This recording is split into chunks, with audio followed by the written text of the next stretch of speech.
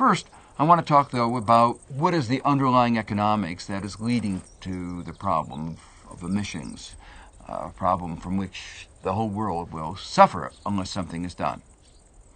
Just as the physical scientists have come to understand the nature of the underlying physical forces that cause global warming, economists have understood the underlying economic forces.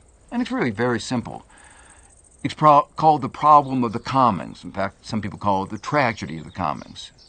If you have a common resource from which anybody can take without paying the cost, there's a temptation to do that.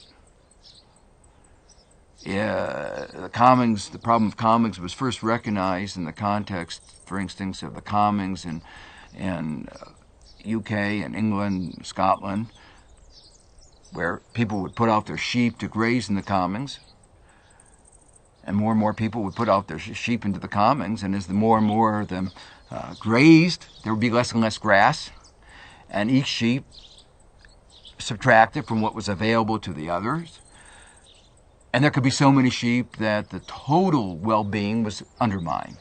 We call that an externality. Each person, as he put more sheep, reduced the amount of grazing that was available to others. Exactly the same problem with our common atmosphere. Everybody takes it for granted as a common good. They all add their emissions, not thinking about what would happen if everybody did the same thing that they're doing. So each pollutes, and as each pollutes, the quality of the environment goes down. The greenhouse gas concentrations increase, and we face the problem of global warming. The world has faced these problems before, countries have faced these problems before, and have figured out ways of dealing with them. There are, in fact, two broad ways. The problem of the commons in England and Scotland in the 16th, 17th century was solved by privatization. You took the commons and put it into private hands. Of course, that made the people who were previously the ordinary people who were putting their sheep out to the commons much worse off. But it did result in efficiency. But no one is talking about the idea of privatizing the atmosphere. It's just an idea that is completely irrelevant. And that means that we're forced on the alternative way, which is regulation. In one way or another, we will have to learn how to regulate the emissions. Regulations can take a variety of forms. Limitations on the amount of pollution, charging people for polluting. There are a variety of ways in which these regulations can work.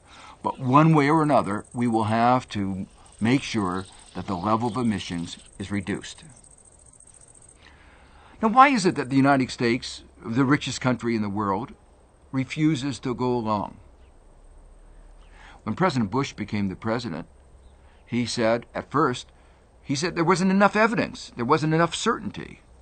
Well, of course, there's always uncertainty. But the weight of evidence was overwhelming. And this is an experiment.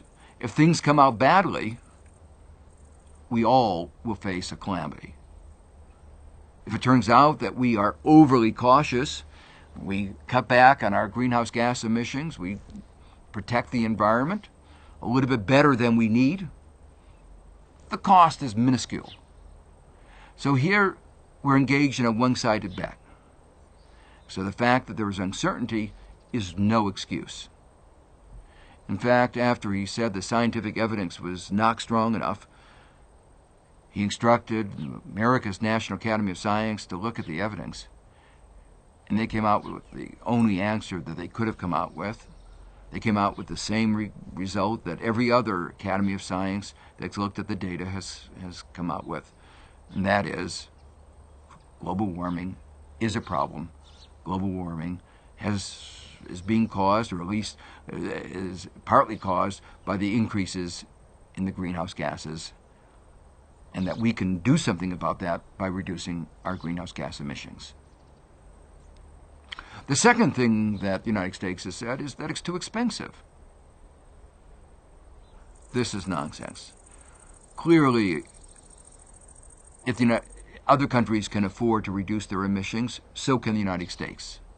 There are countries like France, Japan, other countries around the world with just as high a standard of living that are polluting 1/2, 1/3 as much as the United States.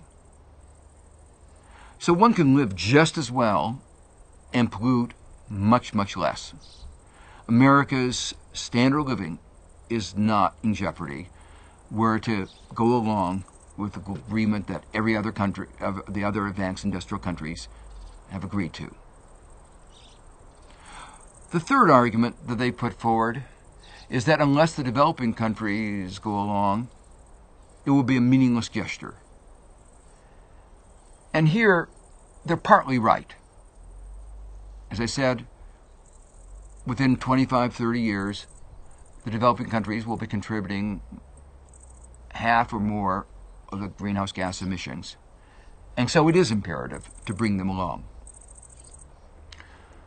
But they won't be brought along unless the world's largest polluter, the United States, also reduces its pollution. And this brings us to one of the central problems, the key issue which I think has led to the impasse in the global debate. The developing countries say the current problems of global warming have really been caused by the advanced industrial countries. They are the ones that are responsible for the enormous increase in concentrations of greenhouse gases. They can afford it. The poor countries do not have the resources, do not have the ability. If they spend money reducing their pollution, they'll have less money to grow, to lift their people out of poverty. Whereas what is at stake in the context of the United States is not a question of lifting people out of poverty. It's whether the United States continues with its energy profligate, its emissions profligate lifestyle.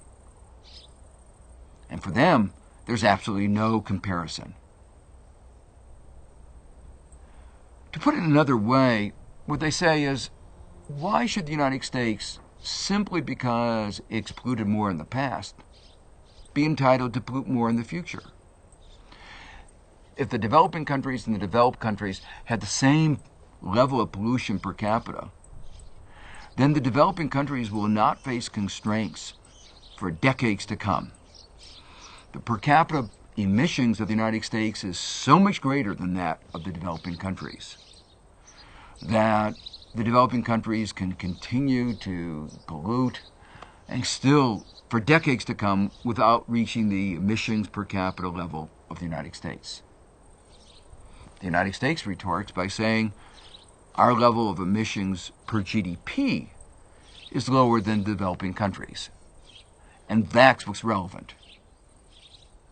Now, it is true that poorer countries have less efficient technology, and the result of that is they often emit more pollution per unit GDP. But to say that you're allowed to emit more because your GDP is more is to say that richer countries should be allowed to emit more. And for the developing countries, this is totally unacceptable.